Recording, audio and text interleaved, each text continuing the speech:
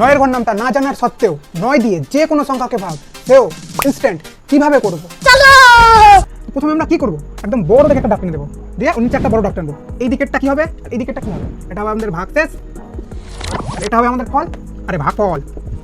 ভাজ্যের প্রত্যেকটা সংখ্যাকে যোগ করব। 1 আর 2 এ 3, 3 আর 5 এ 8।